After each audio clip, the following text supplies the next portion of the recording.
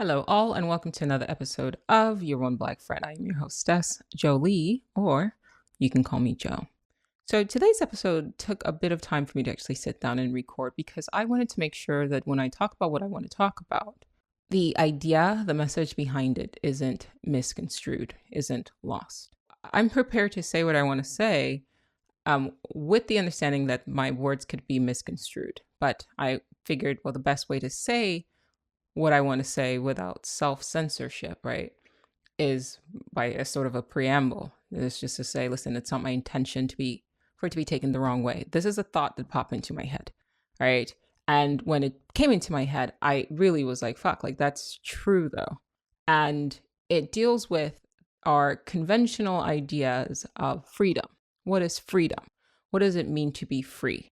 And do we actually value freedom in the way that we profess that we do, that we have been programmed to think that we have freedom? Is it actually a driving force? Is it actually a motivation for the human species or for the human being? That's something I had to sit with, because one of my favorite things about Stoic philosophers is that they challenge you. And the way they challenge you, especially like in ancient writings, Letters from a Stoic, one of my favorite by Seneca the Younger, is they ask you, like, are you a slave, right? So that's always triggering because nobody wants to be a slave. Everybody wants to be a master. Everybody wants to be in charge, right? That's why when I say things like free will is an illusion or free will isn't free, you have to earn it, it kind of throws you off because you want to believe that you are in charge of your own life. So anything that challenges you, that challenges that idea, is shocking.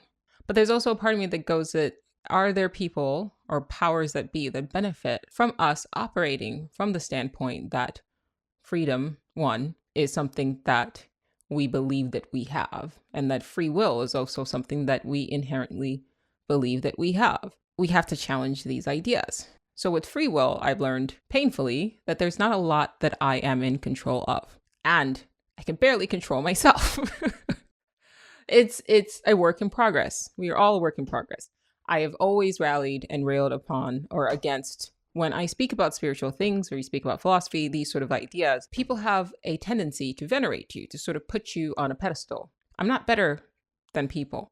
I'm not better than anybody. I struggle with my own shit. And I'm over and over again very vocal of my vulnerabilities, of my inabilities. I don't even know if that's the right word, my shortcomings, my issues that I deal with ADHD, with depression, with sometimes just wanting to be petty, right?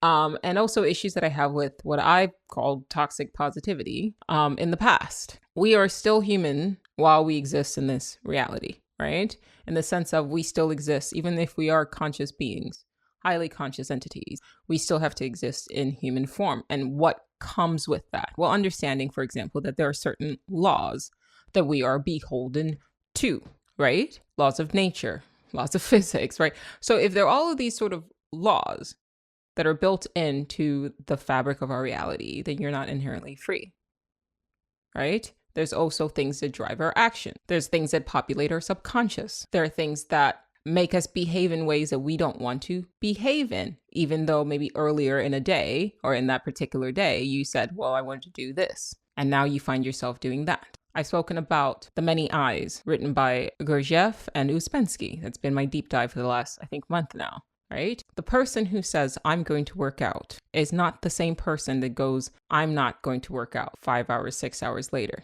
even though it's the same avatar. Mankind, a human being, women, men, all of us, we consist of many eyes. The way a corporation, while it might have a CEO, consists of many subsidiaries, like people who work within the corporation to make up a company, to make up a corporation. Everything serves as different functions. And so most people are not cohesive. And the first step in gaining control over what you can control, yourself, to the best of your abilities, because there's even things that happen in your body that you can't control. Your heart rate over time, just like free will, you can learn to control that. But it takes time, energy, consistent effort. There are people out there who can absolutely control their own heart rate, but you cannot control your digestive system. It begs the question, do you want to be in control of your pupil dilating, your heart rate, your digestive system? Are these things your immune system? Are these things that you want to actually have conscious control over? Or is there a part of you that recognizes maybe I don't really need to be able to control those things in order to have a human experience? It would almost be like a Bezos of Amazon managing what's going on in the mailroom. None of these things are really important in the grand scheme of things. The big things, the things that deplete energy, you want to be in control of that. Non-reactivity is something that you want to learn, right? Because one, that is something that you can actively control, and that is something that will affect the quality of your life over time. So the things that affect your experience, the things that affect your experience, your human experience while you're existing in this reality, that you can consciously control, seek to take care of that. Seek to earn the freedom to control that, not autonomy, right? Not being able to move your hands. I mean, that's something that's good. Yeah, you learn that as a child. But the next step is controlling your own will, your own reaction to the shit that life throws at you. Does that make sense? Right. So going back to freedom, it's not just enough to say, are we truly free? Because we've tackled that question before. The next question is, do we actually value freedom? Or is this lip service? Do we actually want to be free?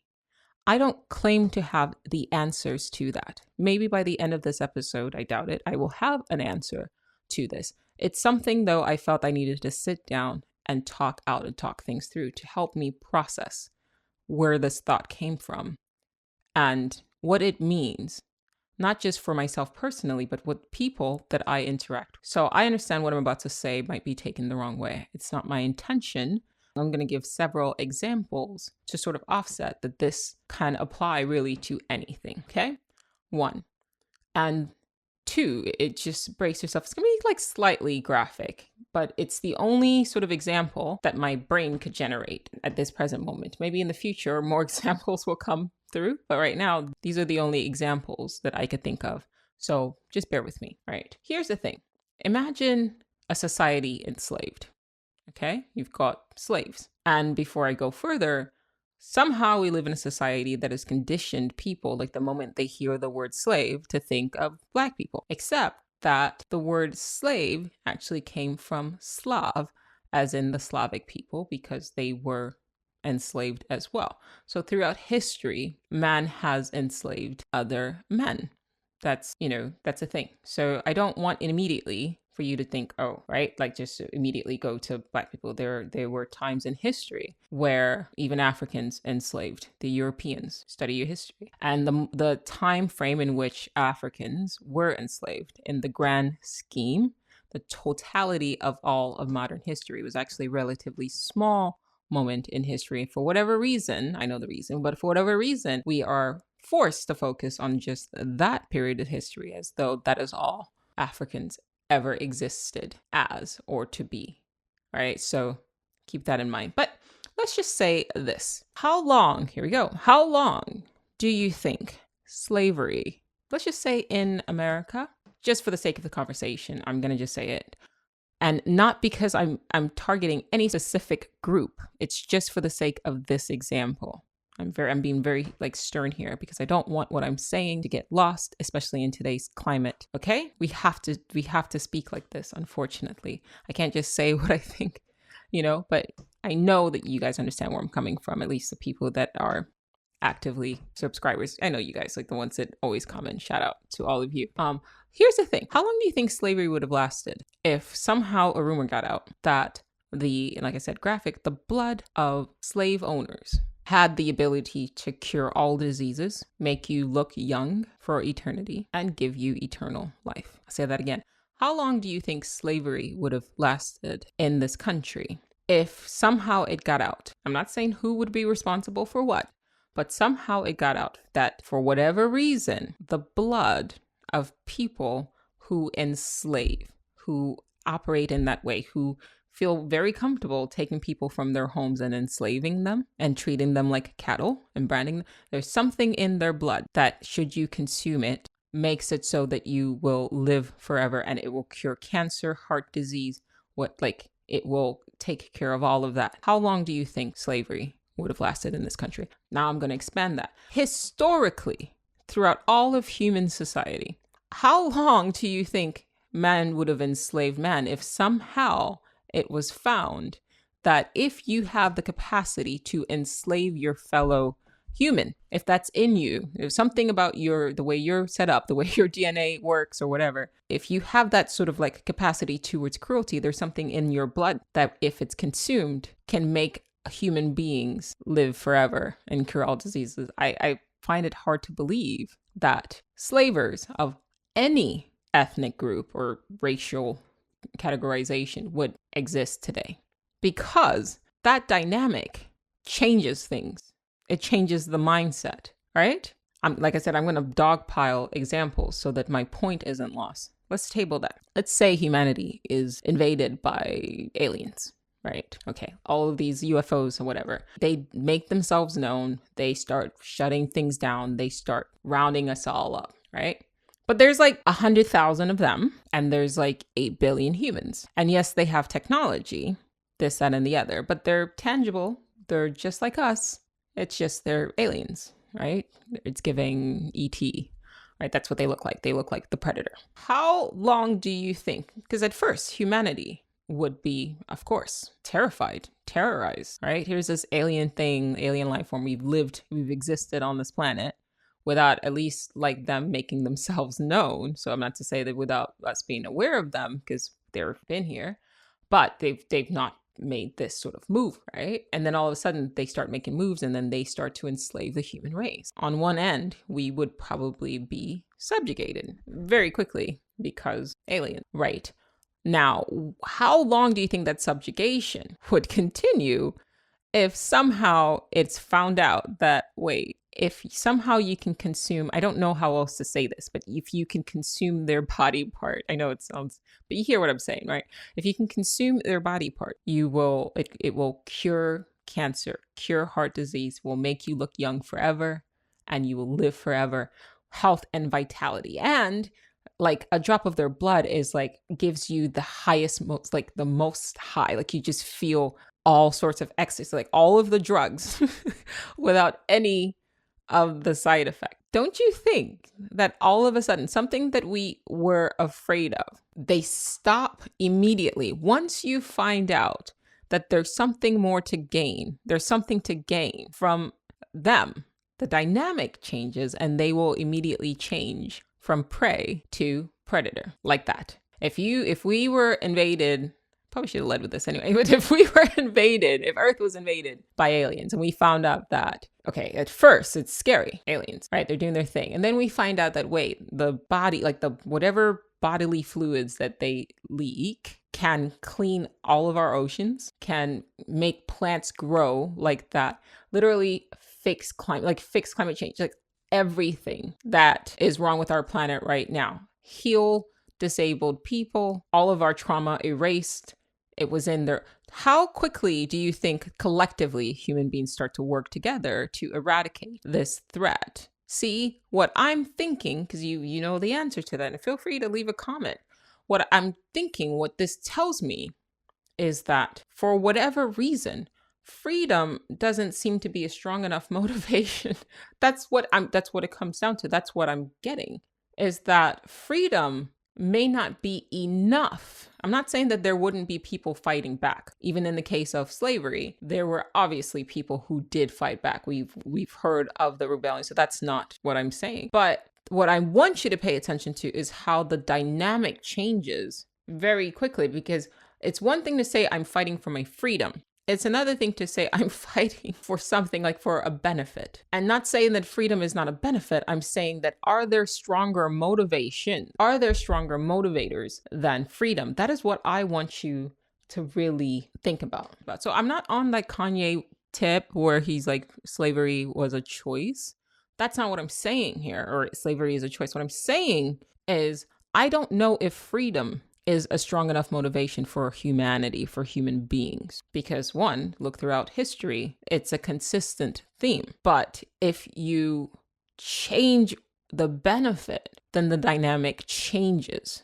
If you offer somebody more, like if I'm facing a monster, think about like your biggest nightmare, your most scary, it's a demon, right? We've been programmed, right? We've been programmed to fear demons. I don't know if there's something to be feared. I suspect that they feed off of fear, but that is a different conversation. But we are programmed to fear demons. Now, my thought process is something I want you to think about. If somehow you found out that when you dream of a demon, if you can somehow capture it and bring it into this reality, I don't know how you would do that. But if you knew, if it was common knowledge, this was verified, that, once again, dark graphic, but word else here, the head of a demon could turn anything into gold. The dynamic changes. It's still the same thing. It's still the same entity that you believe can harm you. Except now the motivation is not is I don't want to say it's greed, but it's definitely something that benefits you. So that thing that you once feared, which has always been the thing, it doesn't stop being a demon. You have an inherent fear of demons. Okay, but you start dealing with it differently once you find out, wait, there's actually a benefit that comes from me having conquered this thing. But the thing is, freedom from the fear of demons is a reward if you face your fear. If you take the same action that you would take if you knew that killing this demon would financially benefit you, would give you glory. It's the same entity. But for whatever reason, your interactions with that thing is different because your motivation behind your interaction with something that was your prey changed. And that's something I've been sitting with for the past week. Like, okay, Joe, think about everything that's wrong with our world. Let's talk about Putin. I don't want to say his name, Putin. You know who I'm talking about, dude in Russia, right? Right now, we are told anyway in the States that like this guy is like the worst. And look what he's doing to his country, which we can see that, right? And he's this 5'8" guy. Like, who is this guy? But somehow he's got millions of people under his thumb, and those who oppose him live in fear. The question is, how long do you think a person like that stays in power if everything I just described previously was applied to him? Not very long. Like, if it's somehow they find out, or people find out that like his hair is actually made of gold, like pure gold, like, or his pheromones or his sweat or something like that, right? It doesn't even have to be that deep where it makes you live forever, but can literally, like, let's just say it can cure cancer, his sweat. How quickly that's this human being that has sort of dominated his country and people in his country for decades, does he very quickly turn into prey, right? But then the counter to that is, well, freedom is right there, right? Like, the fact that you don't want to be enslaved by somebody or subjugated by somebody or dominated by somebody, that should be a powerful enough motivation for you to look and say, I don't want to live like this. Look at what this guy is doing to our economy. He is draining the resources from our country. Look where he lives. Legally or technically, he's one of the world's he's probably worth more and actually has more liquid assets than who we think of as the world's richest man, Jeff Bezos. Compared to Putin, who has literally drained his country of their resources, he is worth more than Jeff Bezos. One person has the entire nation in a chokehold and he's just doing his thing. If it somehow came, like somebody just said, like, this is actually true. I'm not saying this is actually true, but I'm saying, like, if there was some sort of financial benefit, like, and people knew that if you are able to do this, like, you will get paid, or let's take it even a step further, like, not even, maybe sometimes like finances isn't even enough. Maybe it's something that all of us kind of don't have right now, right? So a lot of people are afraid of like getting cancer, getting sick, right? And think about like our world, the way it is. If you say, okay, he has within him the cure for what ails most people, very quickly he stops being a dictator and very quickly becomes a commodity. That is how humanity has managed to single-handedly dominate every single creature on this planet that physically is much more powerful than the human race. I think it's like greed, if we're being honest, right? You take like a whole whale and then you find out that, oh wait, whale blubber you can sell it to make like lanterns and lamps and things like that. And you can there's a financial benefit, but also you have light, you have electricity, quality of life is improved. All of a sudden, like damn near wiped out whales. You get what I mean? Do you see what I'm trying to show you guys? The same thing is, a lot of people want to talk about the WEF, the World Economic Forum, right? And these people they're literally telling us, like, we intend to fuck up your shit. You will own nothing and you will thank us. Like, you will be grateful. They're saying this stuff to us, and they're saying it with their chest because they know that on some level, what I'm talking about here, that being free from people like that may not be a strong enough motivation. But I want you to really sit with this. Like, imagine if all of those people that have said all this crazy stuff, because I'm obviously watching my words here, because also I know they have AI scanning things. But you guys can kind of read between the lines. Like, if we find out that all of these people that are basically said that they have issue with humanity, like they say that there's too many of us, even though that's not true. We don't have a food problem. We don't have a food shortage problem. There's enough people I believe I saw something like everybody can fit in Texas, and like 8 billion people, and have their own plot of land. Like, it's ridiculous. But that's something that they keep telling us for whatever reason, the reason, right? But somehow they're just comfortable just doing whatever they want. And look at what's happening with the economy. It's intentional. What's happening with the economy? More and more. I used to think it was just a California problem with the homeless on the street. And then I went to London. London is it's a city, obviously in the United Kingdom, and borderline socialist country. They tax people there, like damn near, once you sit and actually think about it, 65% of their income gone. Upward mobility, virtually non-existent. They don't realize it. I love the place. I do. But I'm seeing it. And my concern is that the same thing is starting to happen here. But you could say, no. On paper, it's only like I'm only paying like 30%, 40% taxes, which, first of all, that's still a fucking lot, because I don't know what your religious beliefs are, but even the God of the Bible did not have the audacity to ask for more than 10%. And you have common human beings that are asking for damn near 40%. And that's just for what you're paying once a year. You're not counting, okay, so now I've just paid that much for the year. That's a huge chunk. And then I got to go and I got to buy gas and I get taxed for that. And then I got to go and buy food and I get taxed for that. And then I got to go buy clothes. I get taxed for that. I pay my cell phone bill. I get taxed for that. I pay my water bill. I get taxed for that. I pay my taxes on my property. I pay my car, I get taxed for that. Do you see how it's, on paper, you're thinking, well, it's just 30% or it's just 40%. But when you actually look at everything you're getting taxed for, on top of the big chunk that you're taking, when it comes down to, you're not really left with a lot. And yet, there are homeless people on the streets in tens on the streets of London. Same here in California. And I don't like having these kind of conversations with people where they come up to me and they say something like, well, the reason why this is happening is because the rich need to pay their fair share of taxes. Because one, the super, super rich, the taxes were never really for them. Most of the tax burden has fallen on the backs of us. So if you're calling for let's raise taxes, it sounds good, but we will be the ones continuously to feel the brunt of that, because the mega rich, like the multi-millionaires and billionaires, literally can pay people who will make it so that they don't have to pay more than maybe 1 or 2%.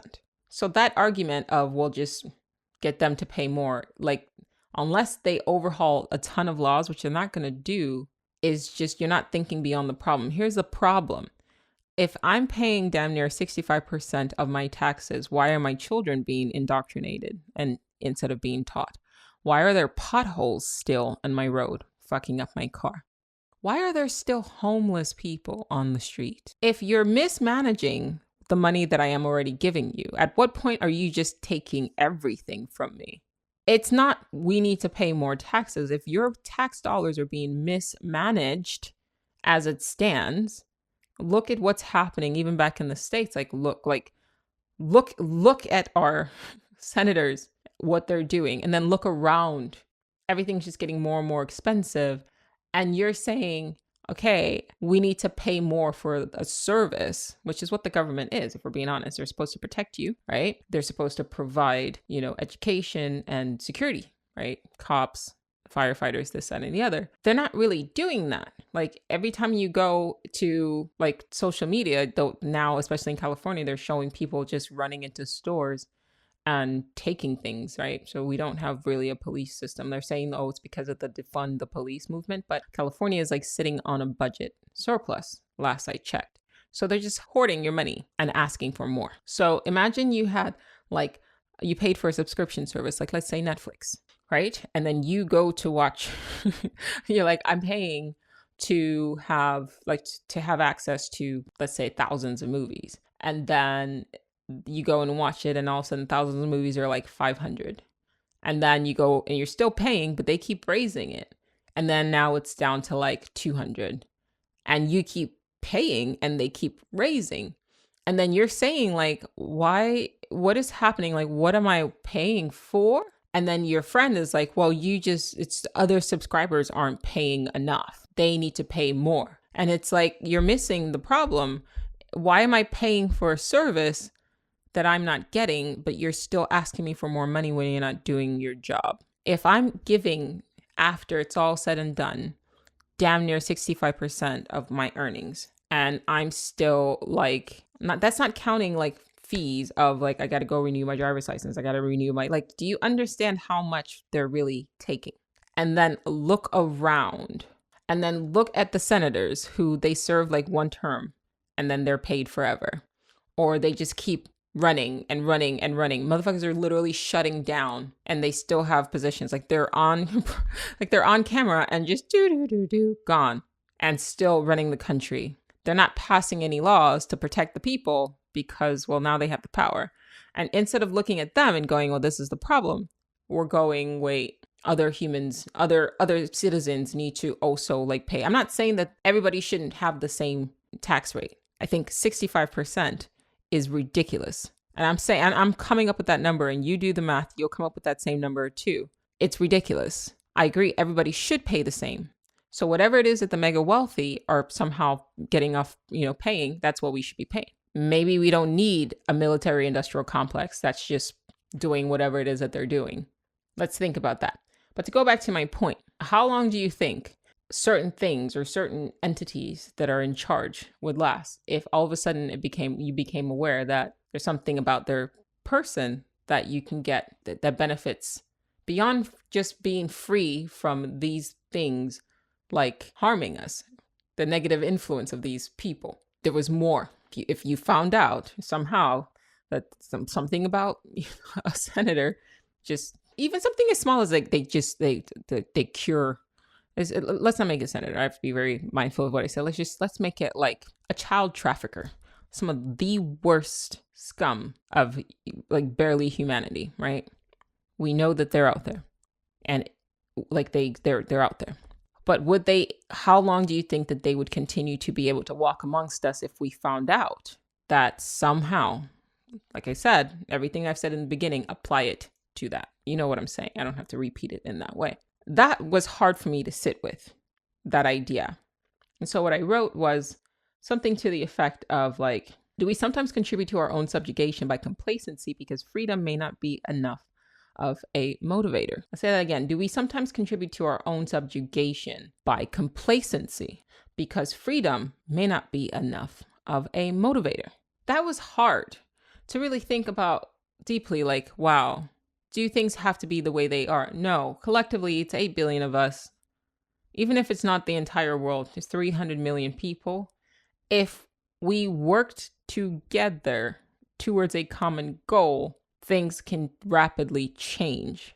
But it seems to me that the common goal of just wanting to be free, like I'm literally taking eat the rich literally, and I'm saying, well, what if? Like, what if you could? Like, it's a bit dark, right? But and it's not rich people. It's literally insert any sort of, because I don't have a problem with rich people. I think you want to be rich. I think most people want to be successful. I think that a lot of what we like are socialized to hate, and I say hate in quotes, are like the ultra mega one, like 0.01% with like those people. Like, I get it, but somehow the line gets blurred and people don't understand. Like, it's not just like, okay, like somebody who's just, started a business, because I think if you read Rich Dad, Poor Dad, that was my source. He was saying how like the majority of millionaires were entrepreneurs. So there are people who had the audacity, who had the courage to start their own businesses. That takes balls. They decided that they didn't want the comfort, or not they didn't want, but long term, they wanted to be able to do something on their own. And lots of people fail at it, but at least they try. And so the ones that do, those are like statistically, people who are millionaires tend to be entrepreneurs. And so this idea of let's punish those people is weird to me. Like, I don't understand that. Now, the argument can be brought up like, well, those people got to where they were by exploiting people. I don't know. I've been an entrepreneur. I still am. I've not really exploited. I'm not exploiting anybody. You know, somebody who runs like a clothing store or a bakery, you know, they're not exploiting. You have to hire. This is not a third world country, right? You have to hire people. You have to pay them like their fair wages. It's hard work.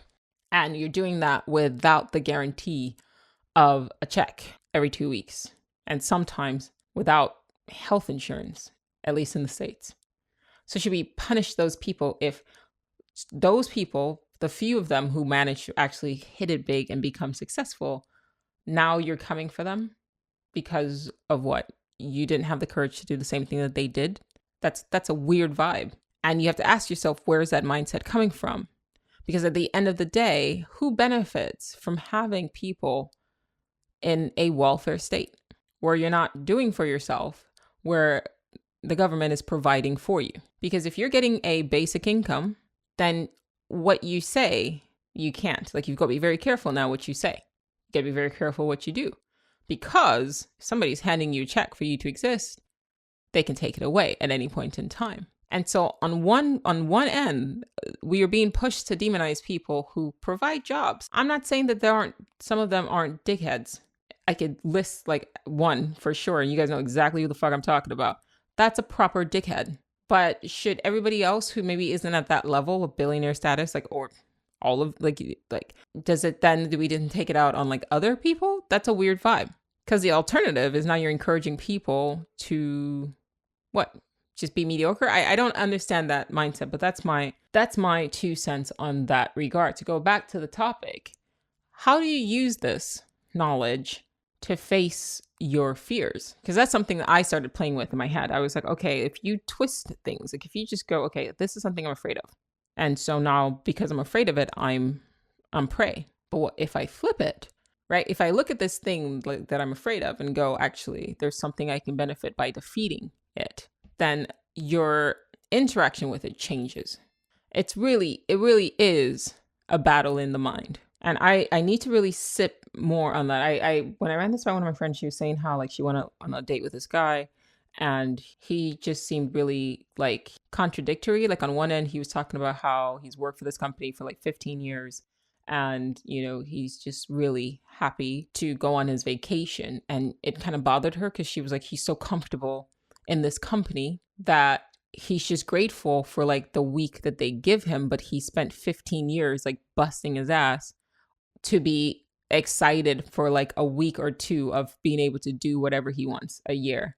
And so to that, like that bothered her, you know, and she was like, he's saying all of this and he thinks he's free, but his whole entire, like the last 15 years of his life anyway, is him basically being enslaved by a corporation. And my response to that was, maybe he's comfortable. You guys don't want to hear that. Nobody wants to hear that. This whole thing about give me liberty or give me death. I don't know if everybody has that same energy, bro, because look around. A lot of people like to complain about the way life is. But are people actually doing anything about it? Or is it too much of a discomfort? Look, at the end of the day, think about it. Like I said, I'm not here to provide you any answers, just more questions, just something for you to ponder to just slightly change your perspective. On one end, yes, you are working a 9 to 5 and you're selling your life to achieve somebody else's dream. On the other end, you've got the comfort of a sort of indentured servitude. Yes, you get this paycheck, which seems like a lot, but then like even if you're making $100,000 a year, $200,000 a year, half of that is going to somebody else just on taxes. Then a big chunk of that, let's say another 30%, is going to like somebody who owns the real estate that you're living in, if you're renting, or to a bank who's also charging you interest, which is just like another kind of tax, right? And then you go to eat, tax. You go to buy this, tax. All of these other things, like the things that you're socialized to want, expensive clothes, they don't cost what is being sold to you. right? If you go and buy a Louboutin shoes, they're charging you $1,000. It probably costs them $10 to make. That's offensive to me, to be perfectly honest. I don't know how that's legal, but it is what it is. It's capitalism. I don't have a problem with capitalism, obviously, but I'm just saying, like, let's keep that in mind. But you're socialized. I don't mean you specifically, but we are socialized to want these sort of things. So that's another kind of tax. It's a tax on, I don't know, your psyche or something. I get that markup. So what are you left with at the end of the day? It's the comfort of you've got roof over your head and you've got a steady income, but then that steady income is going back out. And then 2 weeks out of a year, you get to go somewhere and just relax. But it's easier than going, fuck this. Like, what changes do I need to make where I have a bit more freedom over my life? Maybe I don't need the big ass house. Maybe I don't need the expensive car, because that's another pull. Maybe I don't need the expensive clothes. Maybe I don't need to eat out all the time, right? To be able to at least reclaim some of your time. But some people are more comfortable in this complacency, and I would argue in a certain type of slavery. It's easier to complain than to actually do something that frees you. I'm not saying that same people doing this loop wouldn't dramatically change their actions if something other than freedom was guaranteed to them. And that's something I really want you guys to really think about. I'm going to sidestep to another topic. What I wrote in my notes is Murphy's Law and how does it apply to fear, right? Well, if you fear something, your fear of something causes you to act in ways that brings the thing that you fear to pass. I said that again. When you are afraid of something, I'm very mindful when I start a sentence with something like, I'm afraid that if I do this, this is going to happen, because then everything that I do from that point on has now been amplified by that fear. So that then any step that I take to avoid something that I'm afraid of from happening, any step I take out of fear, anything that is born from the mother of fear. The mother of fear gives birth to the thing you fear. The mother, right? If it's a mother, is a mother that creates something, right? So if the mother of the thing that you fear will give birth to the thing that you fear, the mother, something that is born from what you fear, will create the very thing that you are afraid of. That is something I really want you to sit with. I wrote down the story of Oedipus. For those of you who are familiar, I think Freud called it, the Oedipus complex. He kind of contorted the story, and he basically said that ultimately men are attracted to their mothers and want to kill their fathers. That was his thing, that he just made everybody's problem. But ew. Just because some guy said this, like some guy said something, doesn't mean that applies to the rest of us. It doesn't. He took a story and distorted its meaning. You see, the story of Oedipus, what we're actually being taught by the Greeks is that what the actions that you take out of fear will give birth to the very thing that you're afraid of. So Oedipus's father was afraid because he went to see an oracle, and the oracle told him that your own child will kill you and obviously be with its own mother. And so the king sent this child away. If he would have raised the child as his own child, unless the child was freaking psycho, which it didn't seem that like Oedipus was, that wouldn't have happened. And that's the true moral there. Like, it's not necessarily, it's deep. We forget that people in the past were just as wise, and I would argue probably wiser, because they didn't have the distraction of this shit. Like, the learned amongst them were properly learned because they read, right? The scholars were taking in information and they were discussing, just like we're discussing here, stimulating the brain. So the people who write these stories are not writing it for you to take it at face value. If I tell you this is going to happen, first of all, the moment you believe that it's going to happen, then you're going to take the steps to bring it to pass. It's your belief that made the thing happen. It's a type of nocebo effect, which I've talked about in the past. Same thing with the placebo effect. If you believe something positive is going to happen, then that's what's going to happen. The mind is very powerful. So if you ever catch yourself in a situation where you say, like, you catch yourself saying, well, I'm afraid that if I do this, then this is going to happen. Catch yourself, because every action that you take from that space of fear will bring about what you're afraid of. To use my friend from the last episode and this episode, right? The partner, the person that they're with, the actions that she's taking, she doesn't want to lose him. But the steps that she's taking out of fear of losing him are the very steps that are driving him away. Do you see how this world works? Do you see how it just fucks with you? It's like one of those like Chinese finger traps. Like the more you pull it, the tighter it gets. And you gotta let go, right? The panic of, oh my God, like I can't get out. That just makes it go tighter and tighter. Somebody said to me, like, they feel like it's like an intentional, like the lessons, like these sort of like obstacles that come up for us are intentional. And my response is that I don't think they are intentional. I think it's automatic. Like a finger trap is not intentional. It's just there. It's automatic. If you pull tight, it will get tighter. You have to let go. That's it. It's not something trying to, I think that the laws have already, I've said that there is an intelligence that sort of drive things in our reality, but there's also things that are just automatic, like that have been programmed, like your body, that doesn't need a consciousness driving things. It's automatic. Your heart rate, your digestive system, these things are operating automatically. You don't need to consciously tell your brain, okay, I need to digest my food. I need to move my gut, this, that, and the other. I got to move all peristalsis. Like I need to intentionally do that. No, it doesn't need to do that. So the intelligence in this reality, there is a consciousness, a collective consciousness of which we are kind of subsets, but there are also like laws, algorithms, like automatic systems that just say, if you do this, this is going to happen. These are laws. If you pull on a Chinese finger trap, it will get tighter. That's the construct of it. It's already been constructed to do that. So I want to bring it to your attention. I'm not saying don't be cautious. I'm just saying be conscious that fear isn't making you unconscious and isn't causing you to act out of unconsciousness. That's going to bring about the very thing that you are afraid of. Fear does not serve you. Your heart serves you. Your heart will send you things to be conscious of. Like, hey, pay attention to that. Okay, that's weird, right? Like they're more alarmed, but I think that's not the same thing as like fear that most people think about when they think of I'm afraid. That's something completely different. So I'm saying, think about that.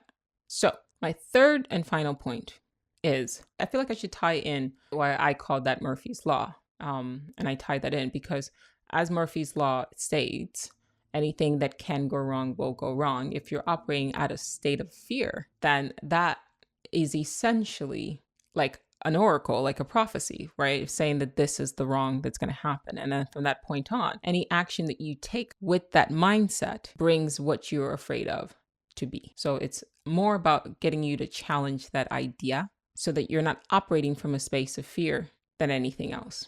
All right. So third and final point. What if Earth is a drug? So I had a conversation with my husband. We were talking about pain. No, actually, we weren't talking about pain. We were talking about, could Earth be a kind of drug? What do I mean by drug? Well, what we were talking about is what kind of world, what kind of entities would simulate a world like this, a world where things end. I've talked about this a lot. I've talked about this in past episodes, talked about it in the book, this and the other podcasts, or whatever. But, it came up in conversation and I asked him, what kind of entities do you think would generate a world like this? And then I try to lead him to the answer, which was like entities that are non-physical, right? Because this is a physical world, right?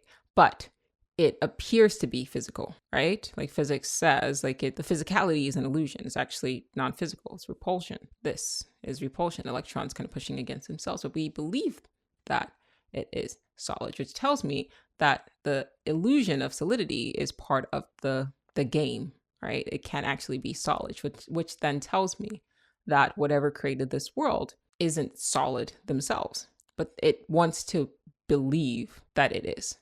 It wants to exist as something that is close to solidity as possible. Just something to think about.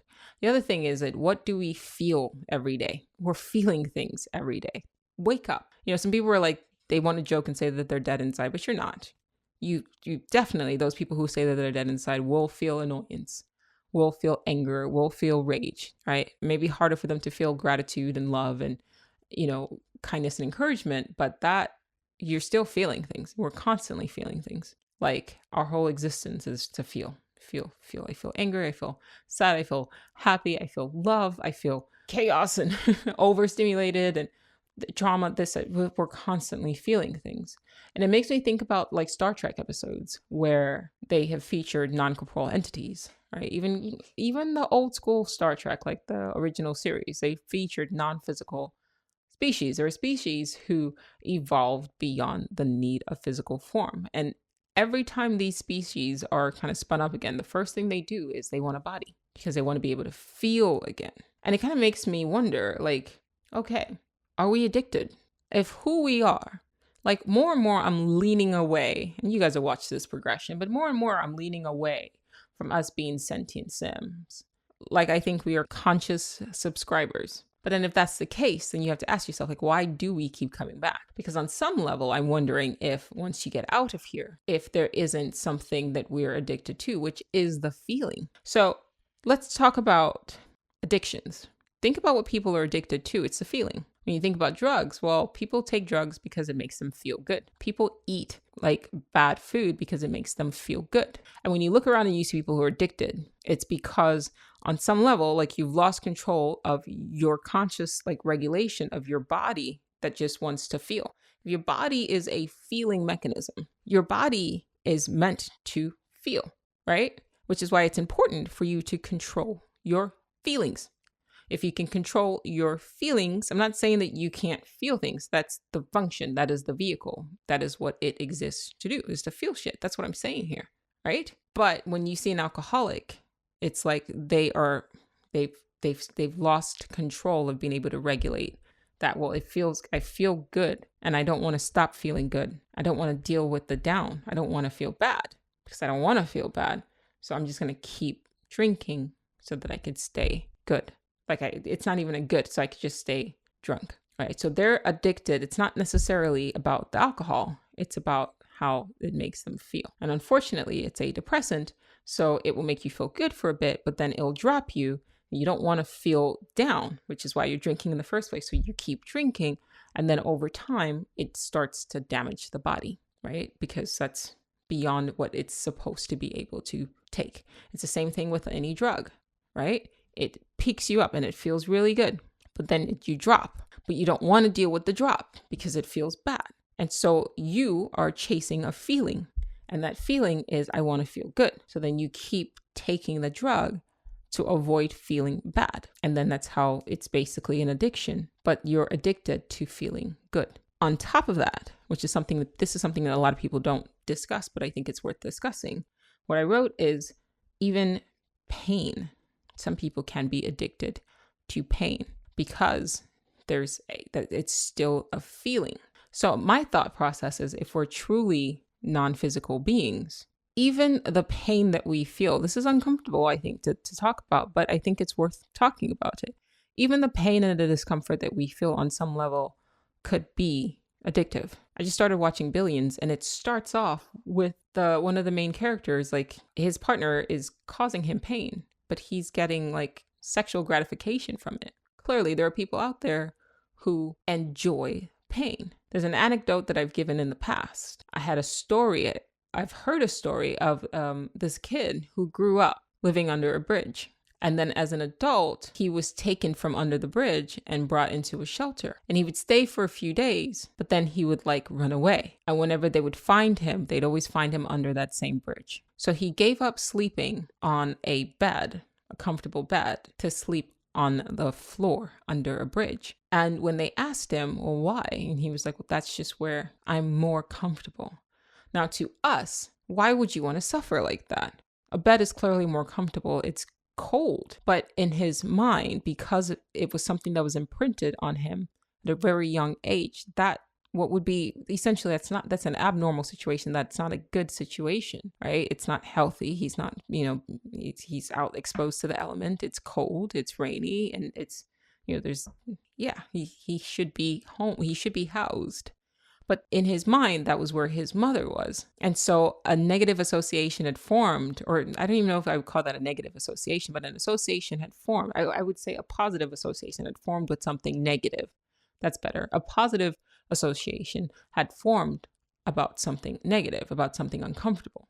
And that's an extreme example, but there are people out there who you have to really be mindful of that. Like you'll be in a situation where you're literally being kind to a person and somehow your kindness triggers something in the person. And then all of a sudden it's like they're pushing you away and then they're creating a painful situation.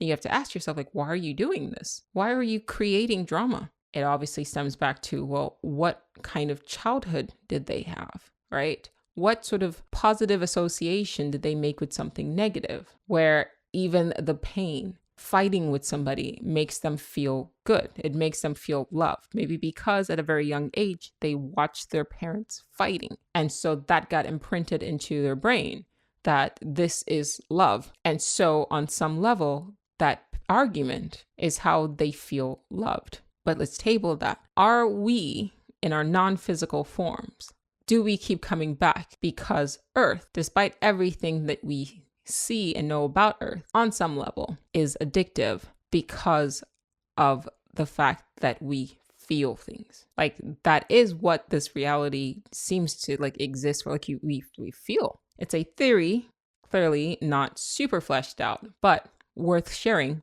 as food for thought. Are we addicted to Earth? I don't know. Who knows? Food for thought. Okay, last thought. So 2 episodes ago, I talked about my twin. I was supposed to be a twin. And I got a really fantastic comment from a young lady who was saying that I could very well have been entangled, or could be, or am still entangled with my twin. And I was like, holy shit, I never, like, because I never met my twin because I was born alone, right? I didn't think about, okay, I lost that sister. I did lose a little sister, but I didn't think about, okay, I lost a twin, because I never engaged with her in this reality. Outside from, obviously, the growth of, like, once puberty got triggered and she was trying to, like, grow within me. Very strange. Very strange, right? Yeah, so I never really gave her a thought. There was an episode that I recorded, I think late last year. It was on Will, something about Will, it has Will in it. And I was talking about how for like 7-8 years, I have had a consistent recurrent dream of a tall blonde. I'm not attracted to tall blondes. Sorry if you're a tall blonde watching this, I'm really not. But I kept dreaming and I kept seeing this person's face. And then I had met like the person that I'd been dreaming in, but like in this reality. And I remember like, I was like, okay, well, I want to see what this is. And I met with the person and I was like, I'm not like, this is not what I was dreaming. Like, you're not the person, like you physically look like them, but this is not the person that I like dreamt of. Like the vibe was off, you know? And so I kind of just tabled it. And honestly, since I met that person, the dream stopped. Like the recurring dream of this whole completely stopped. And I'm saying like, this is something that I talked to my mom about. She was like, that's your spirit husband. My mom's Nigerian. She's like, that's your spirit husband. We need to pray about that because like it's getting in the way of a relationship, Like she's very superstitious. But it stopped. And after I got that comment, I started deeping and I was like, wait, what if, because on that episode, I thought I actually theorized, and I wrote this in the book as well, that, you know, we could be entangled with our parallel selves. I mean, it's the same DNA. And I still believe this. Like, I still believe that we are entangled with, I mean, we would be because it's the same DNA. It's not the consciousness that kind of reverberates out, you know, into the multiverse. But if we share the same DNA, then yeah, we could possibly be glimpsing into the lives of our parallel selves. And we might have dreams about our parallel selves. But that comment made me like deep it. Like, wait, because she mentioned my twin. And I realized that there is a small possibility. Well, I don't know how small it is, but there's definitely a possibility or probability that that recurring dream of the tall blonde that I kept having was not just the partner of just any parallel version of myself, but my actual twin. Because think about it, if we were together and then she died in our reality, what I've theorized is that obviously you don't die, consciousness just transfers. So she more than likely just shifted to a parallel universe where she was born and then she's existing with a parallel version of me. But because she was once entangled with me here, yin and yang, right? That continued. And so I was seeing, or I might have been seeing or dreaming about specifically the partner of not just any parallel self, but my actual twin. Wouldn't that be strange? Wouldn't that be like, I don't know. Obviously, it's just stuff to think about. It's something that I was like, holy shit, like I need to talk this through. But wouldn't that be something if I was somehow literally watching life or watching like in what I was dreaming when I dreamt in this reality?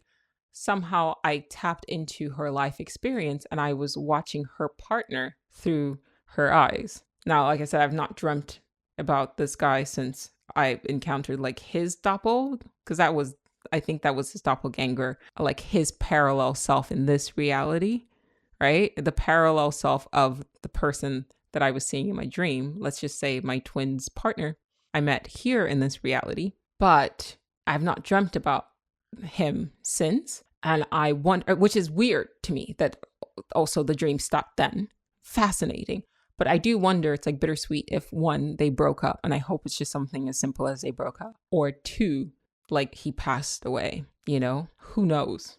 Who really knows? Who really knows? Anyway, that was a doozy, something to think about. Thank you for listening.